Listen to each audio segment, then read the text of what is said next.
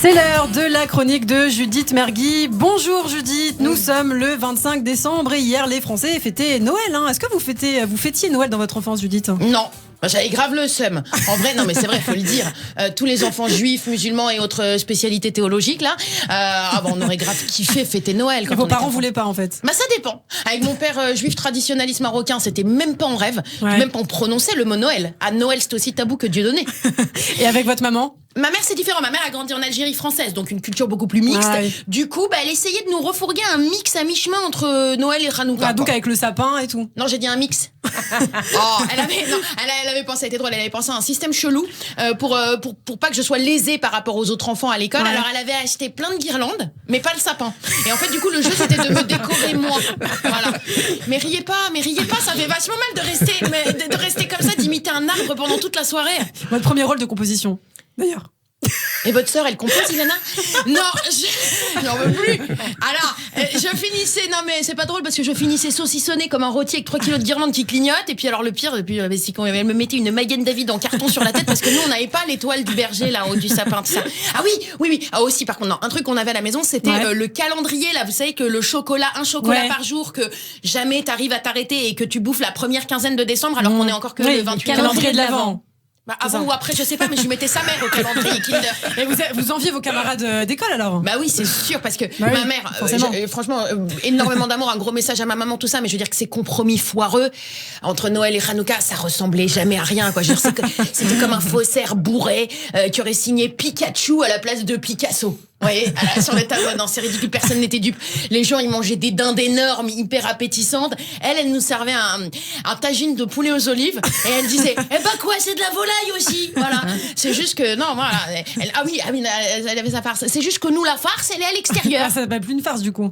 Vous vous moquez de ma mère, Ilana ? J'aime beaucoup votre mère. Oui, j'espère bien. Non, mais c'est vrai que j'aurais rêvé moi aussi d'avoir les grosses chaussettes là, comme dans les films, accrochées à la cheminée. Sur le bas de contention de ma maman accroché au radiateur, c'est vrai que ça fait moins rêver, quoi. Et les autres enfants de se moquer de vous à l'école, j'imagine. Alors non, d'abord parce que je faisais 3 têtes de plus que tout le monde, donc je leur mettais des baffes. Donc voilà, ça s'est réglé. Mais ensuite parce que je me laissais pas faire non plus. Voilà. Eux, ils se vantaient d'avoir écrit une lettre au Père Noël pour demander des cadeaux. Ah, vous écrivez au Père Noël, vous ? Moi, je lui ai écrit aussi au mec. Qu'est-ce qu'il y a ? Il croit quoi ? Que je peux pas me payer un timbre pour le pôle Nord ? Heck ! Voilà. Alors, je vais même lui envoyer une lettre en recommandé qu'accusé de réception.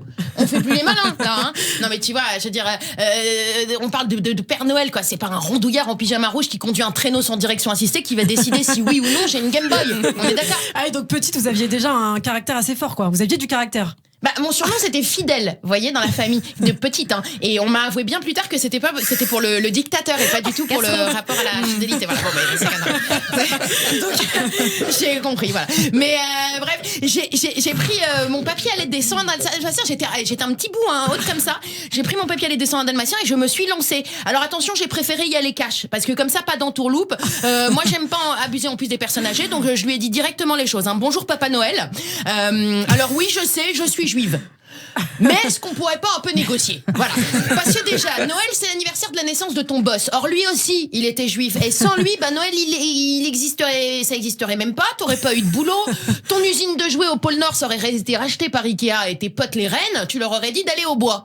Vous avez compris les bois, le renne. Oui, non, mais parce que. Mais oui. Ouais. Non, je laisse les auditeurs juger, vraiment.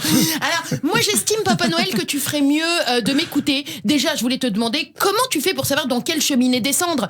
Il y a un croissant ou une étoile de David qui clignote au-dessus des toits non chrétiens ? Parce que moi, si c'est ça, aucun problème. Moi, voilà l'adresse de ma copine Camille. Tu n'as qu'à lui déposer ma Game Boy chez elle. Elle me l'apportera lundi à l'école.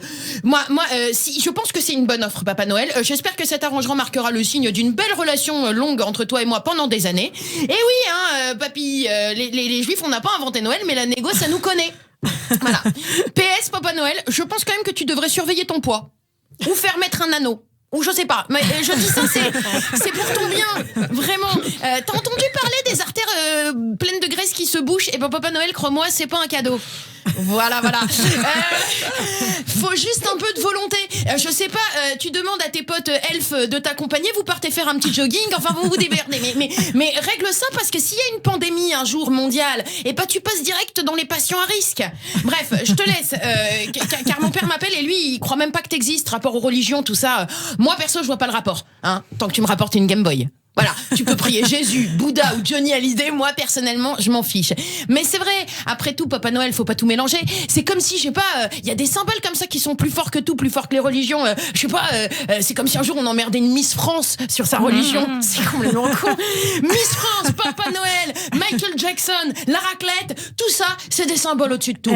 Joyeux Noël à tous. Joyeux Noël et joyeux Hanouka, si on n'a pas encore souhaité, évidemment. Ah bah si, ouais, dis donc, j'ai fait ma chronique sur Hanouka, je peux vous dire que j'ai souhaité joyeux Hanouka à toute la planète. Alors, joyeux tout. On se calme, du calme, Judith. Quel énervement tous les matins, c'est pas possible. Merci beaucoup, Judith Mergui. On vous retrouve dès demain sur Radio J.